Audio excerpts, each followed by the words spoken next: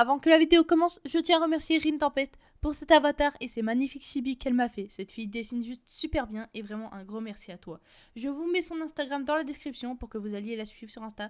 Je trouve qu'elle n'a pas beaucoup d'abonnés pour ce qu'elle fait, alors ce serait vraiment sympa si vous y alliez vous abonner à son Instagram. Merci sur ce, bonne vidéo. Hey yo, salut les gens, c'est Sword Manga. J'espère que vous allez tous et toutes bien. Alors aujourd'hui je vous retrouve pour une petite vidéo où je vais parler d'un sujet qui m'a un peu énervé et qui franchement je ne comprends pas pourquoi vous n'arrivez pas à comprendre les temporalités et les timelines de Fairy Tail.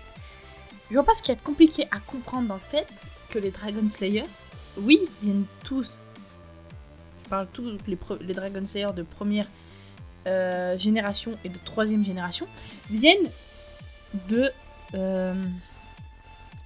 du passé et viennent d'une époque vieille de 400 ans. D'accord, mais ça veut pas dire qu'ils ont les 400 ans en question. Ça veut pas dire qu'ils sont âgés de 400 ans.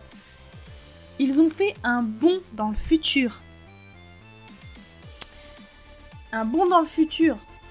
C'est comme si je te disais Lucie du futur, qui est revenue dans le passé, un an en arrière, a régressé d'1 an.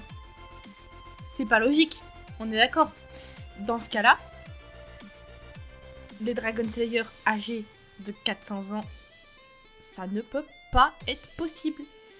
Ils ne peuvent pas avoir 400 ans. Ils viennent d'une époque d'il y a plus de 400 ans. Ils ont fait un bond dans le futur de 400 ans. Mais ils ont l'âge de n'importe quel membre de la guilde.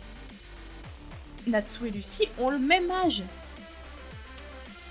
Grey et Erza ont le même âge, même si Erza, elle, c'est encore un autre sujet. Erza est aussi une fille d'il y a 400 ans, mais elle est née à notre époque, enfin à l'époque dans laquelle se passe Fairy Tail.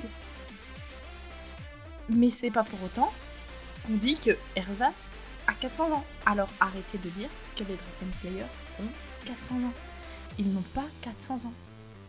Ils ont un âge totalement normal. Ils doivent avoir 18-17 ans. Voire plus. Une vingtaine d'années. Mais ils n'ont pas 400 putain d'années.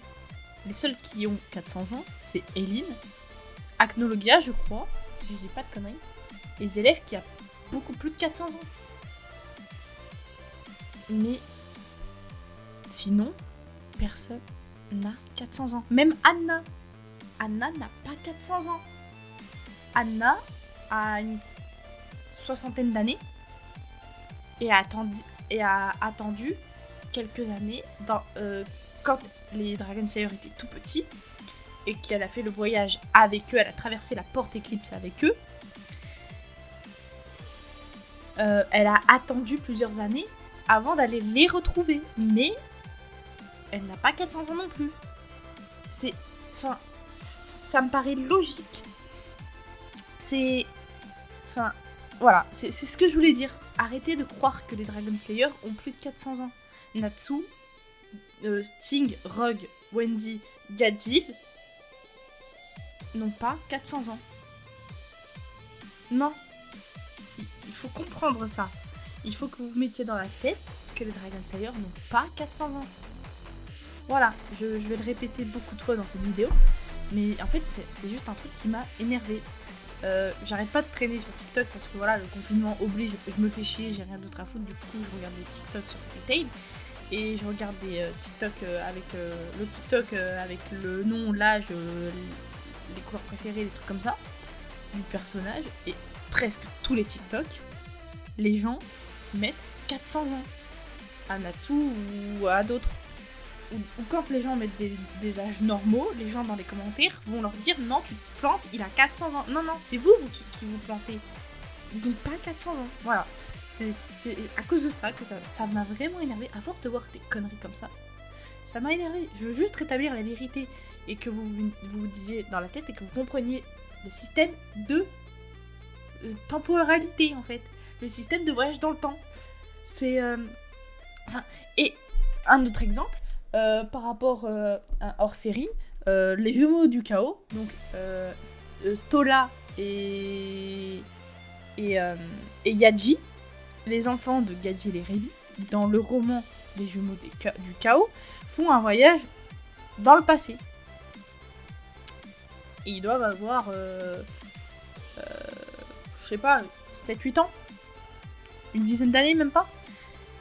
Et ils reviennent à l'époque où Fairy Tail n'était, à l'époque où eux n'étaient pas nés.